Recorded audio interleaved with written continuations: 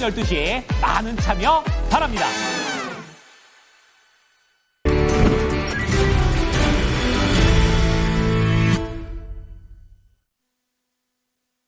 한 주 모두 끝났습니다. 그러면요, 토마토 투자자문의 김정수 운용역은 이번 한 주를 어떻게 복귀할지 궁금해집니다. 다음 주 전략까지 세워드릴게요. 운용님 안녕하세요.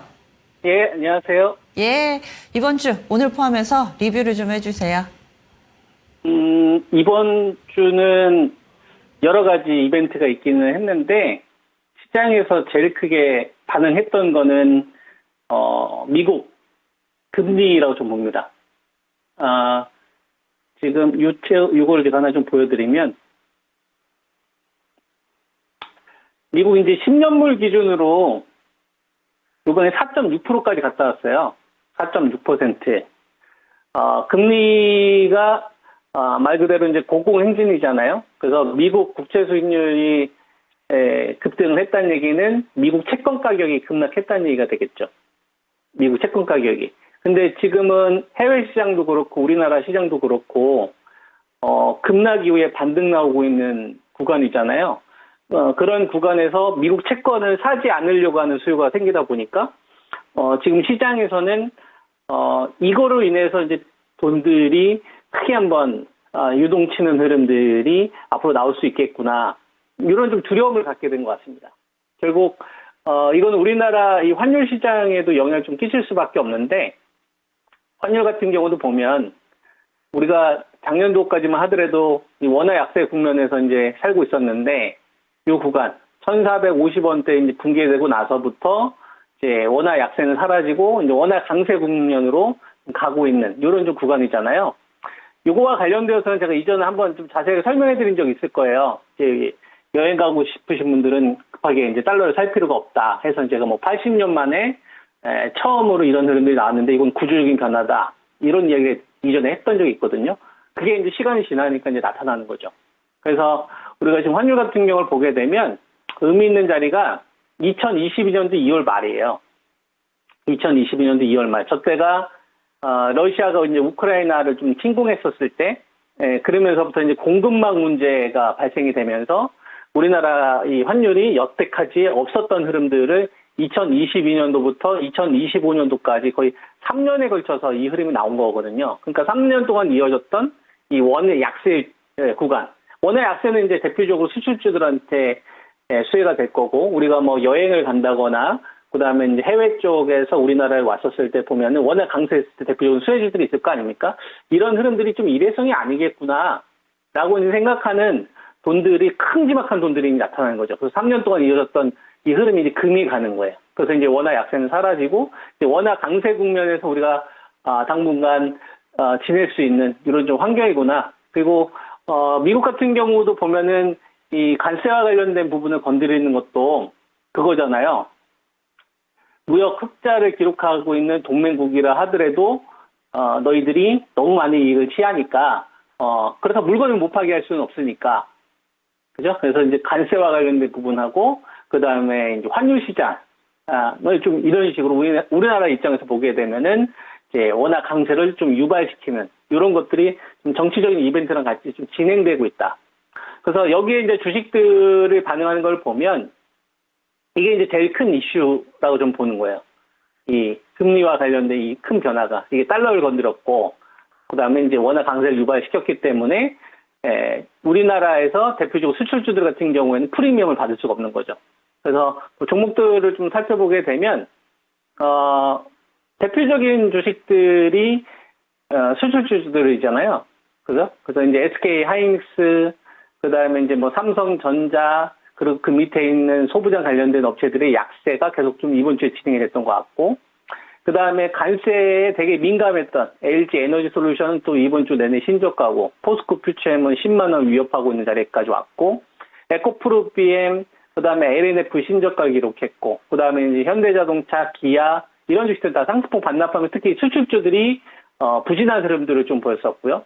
그 다음에, 반대로, 수혜주로 볼 수 있는 화장품 관련된 업체들이 아모레 퍼시픽이나 아모레 퍼시픽 홀딩스라든가 뭐 토니모레라든가 코스메카 코리아라든가 화장품 관련된 주식들 전반적으로 강세 흐름이 나왔고, 그 다음에 이제 대한항공 같은 주식들조차도 이제 레벨업이 좀 될 수 있는 뭐 이런 상황이 좀 나온 거죠. 그러니까 이제 우리가 현재 시장 구간에서 2600 이후 30요 구간에서 이 방향을 좀 결정할 수 있을 만한 게 반도체와 그 다음에 바이오 이들 주식에서 이제 매수의 연속성이 나타나면서 판을 키우는 게 가장 우리한테 좀 유리한 국면인데, 이 수출주들이 금리에 좀 영향을 받다 보니까, 그죠? 그리고 이슈로 못 이겨내가는 거죠. 대표적으로 삼성바이오로직스 이틀 전에 차트가 하나, 둘, 이런 상황이었다면 110만 원까지 갔었던 상황이었고, 그리고 나서 이제 어제 같은 경우 인적 분할 얘기 나오고 나서부터 인적 분할에 반응했던 주식이 삼성바이오로직스도 있지만은 삼성물산, 삼성생명, 그 다음에 이제 뭐 바이넥스 같은 기업들이 여기에 반응을 했거든요. 근데 이제 삼성바이오로직스는 인적 분할과 관련돼서 좀 디테일한 내용들이 좀 있는데요. 거기에 이제 좀 상대적으로 좀 실망 매물들이 나온 것 같아요. 상장과 관련된 걸 5년 이내에 안 하기로 했으니까. 그래서 이제 삼성바이오로직스보다는 이거에 대해서 이제 상대적으로 수혜를 받을 수 있을 거라고 생각했던 이제 바이넥스라든가 아니면은 뭐 삼성물산, 삼성생명 이런 주식들이 그나마 좀 대기 매수가 유지가 됐던 걸로 보이고요. 그 다음에 관세와 관련된 얘기도 좀 있죠. 관세. 그러니까 미국 쪽에서 이 관세와 관련된 이 불확실성 하원에 통과됐다는 얘기 나오고 나서부터 수출주들이 가뜩이나 재료도 없는데 보조금까지 이제 뺏으려고 하니까, 그죠? 그 규모를 확 줄이려고 하다 보니까 이제 한 대 맞을 거 두 대 맞아버린 게 되는 거죠. 그러니까 LG 에너지 솔루션도 3% 빠질 거 10% 빠지는 거고, 에코프로 BM도 3% 빠질 거 10% 빠지는 거고, LNF도 10% 빠질 거 20% 빠져버리는 거죠. 관세와 관련된 이런 악재까지 더 나와 보니까. 그리고 다른 수출주들을 보니까 수출주들이 영 재미없으니까 수출주도 또 빠지니까 한 대 맞을 거 두 대 맞은 것도 억울한데 거기서 한 대 더 맞은 거죠. 세 대 맞아버리게 된 거예요. 이런 상황이 돼버리니까 지금 시장에서는 외부 쪽으로 이렇게 확산이 돼야 되는데, 외부 쪽으로 확산이 되면서 판을 키워야 되는데, 확산을 하려다가 다시 원위치가 돼버리는 거죠. 예. 그러니까 예를 들면, 지금 시장에서는 반도체로 나 판 키운다, 2630에서 삼성전자 나 따라와. 아니, 안 따라올 거야. 나 그럼 삼성바이오로직스 내가 금판 키운다. 인적 분할로.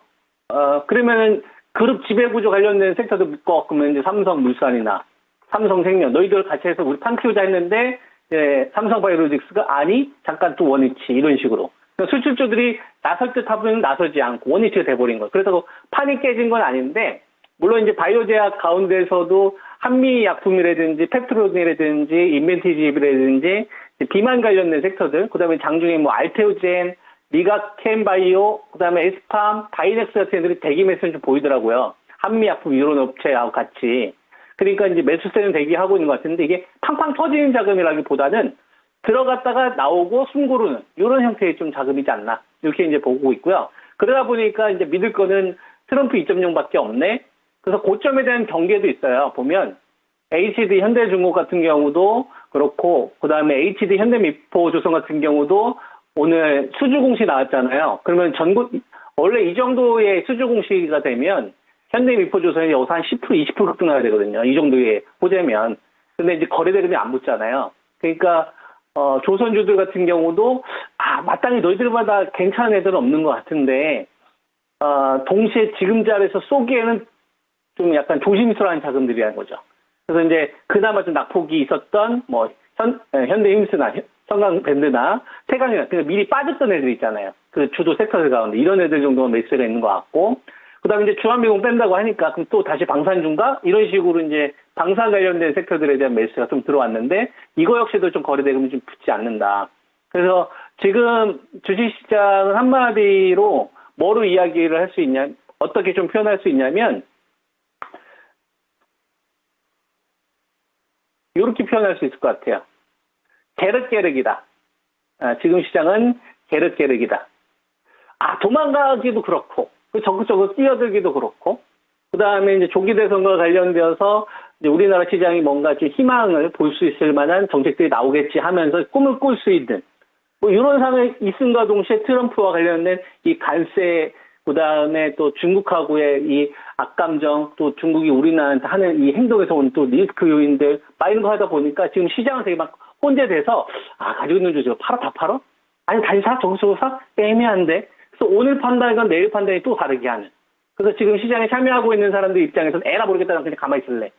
이렇게 하거나 어떻게든 되겠지 하거나 지금 시장은 너무 어려우니까 나중에 유동성이 다시 들어올 때 해야지. 하지만 나중에 이제 조정이 생각했던 것보다 안 오면 또 갈 수도 있는. 그러니까 이러지도 못하고 저러지도 못하고.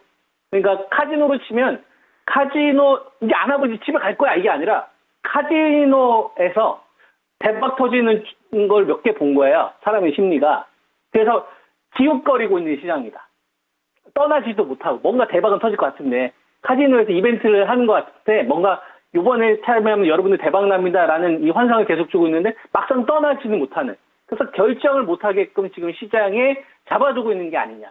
저는 현재 시장을 이렇게 좀 바라보고 있습니다. 네.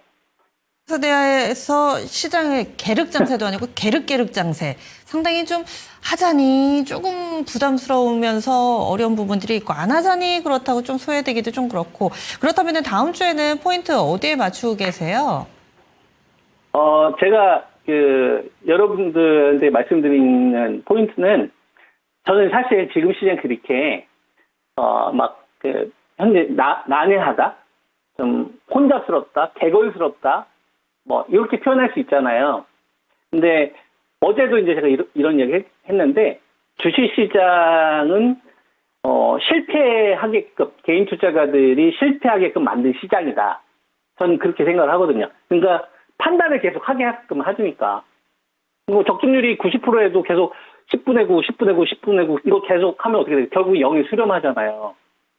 그죠? 그러니까 주식시장은 개인 투자가들이 실패하게끔 만든 시장인 거라고 인정을 하면 그러면 개인들이 안 하는 행동을 해야 되는 거죠. 개인 투자가분들 지금 시장에 하는 행동을 안 해야 된다고 저는 생각을 해요. 그러면 의외로 많은 것들이 쉽게 풀린다. 지금 시장이 좀 난해하다. 안 하면 되지? 현금 들고. 그러다 가면요. 포기하면 되지. 포기하면 돼요. 여기서 막 유동성 팍팍 가면 어떻게 하죠? 포기하면 돼요. 포기하면 주식하지 말라는 거냐? 아니지. 동시에 기준이 있잖아요.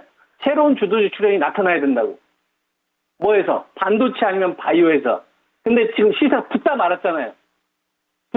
그러니까 이건 죽은 것도 아니고 안 죽은 것도 아닌 거니까 예를 들어서 내가 20% 들어가 있고 10%만 들어가면 되잖아요. 간단하게 해결되잖아요. 그리고 내가 지금 시장 구간에서 막 터지고 있는 원전주라든지 방산주라든지 아니면 조선주 막 이런 끝까지 들어가려고 해. 그러면 손절까지 짧게 잡고 해야 되겠지. 그거 가능하시면 그거 하실 수 있는 분들 그렇게 하시면 되는 거고 난 그런 거 자신이 없다. 그러면은 각 종목들이 한 30에서 50% 아니 50%는 아니고 한 30% 빠졌을 때 그때 공략을 하는 거죠. 그러니까 지금 주식시장에서 참여하시는 분들은 왜 지금 시장이 이렇게 난해하지 어렵지 너무 시장의 난이도가 높아졌는데 이렇게 생각을 하는데 이걸 정반대로 생각해야 되는 거예요. 쉬울 때 하려 그러면 시장 쉬울 때 뭐하러 목숨 걸고 해. 나 쉬울 때 할래? 이렇게 딱 하면 되는 거고 그 다음에 그러면은 기다렸는데 안 오거나 매일 가만히 있는 건 좀 멋쩍잖아요. 그러면은 진짜 주도주만 손절가 짧게 잡고 매매하거나 나 그거 자신 없는데요. 그럼 플랜을 세워요. 새로운 주도주가 반도체 아니면 바이오에서 나올 거니까 얘네들 그럼 차라리 나눠서 슬라이드 쓸듯이 분할 매수를 하시든지. 그리고 나서 지수 만약에 급락이나 가격 종목 나면 더 추가 매수해 보면 되죠. 이런 식으로 기준 딱딱 세우면 되잖아요. 그러면 지금 시장에 대해서 방향이 설정되어 있기 때문에 끌려다니지 않아요. 얘네들한테. 주식은 내가 기준을 세우면 돼요. 근데 나만의 언어가 있다는 얘기는 기준 자체가 내가 설정하는 기준이 아니라 이치에 맞아야 돼요. 그 이치는 전 돈으로 이야기해드리고 있는 거고. 유동성이 적잖아요. 그러니까 승부 볼 자리는 아닌 거예요. 근데 동시에 우리가 새로운 주도주에 나왔을 때 그 초기에 잡아야 먹을 게 많을 거 아니에요. 그러니까 그런 거를 내가 50%를 최종적으로 담을 것 같다 싶으면 한 20%는 지금 담아놓는 거. 나머지는 새로운 주주들이 연속에 나올 때까지 기다려보는 거죠. 만약에 올라갔다가 반납하면 어떻게 해요? 가만히 있는 거예요. 왜? 시장이 신호를 준 게 아니니까. 이런 식으로 중요한 것만 딱딱 실천하시면 돼요, 여러분. 제 전략에 많은 도움이 되길 바랍니다. 네. 함께하는 마감의 증권통은 오늘까지인데 그래도 운효영님 계속해서 마감의 정석을 책임져 주신다고 하니까 저도 꼬박꼬박 챙겨볼게요. 오늘 말씀 고맙습니다. 예, 한 주 수고하셨습니다. 예. 그리고 이번 주 일요일에도 김정수 운영위원과 함께하는 무료 온라인 공개 방송이 있습니다. 이때는 유튜브에서 토마토 투자 자문으로 들어가셔야 됩니다. 시장 매수 연속성 축소라는 주제로 오는 일요일 25일 저녁 9시에 진행되는 무료 온라인 공개 방송도 꼭 챙겨보시기 바라겠습니다.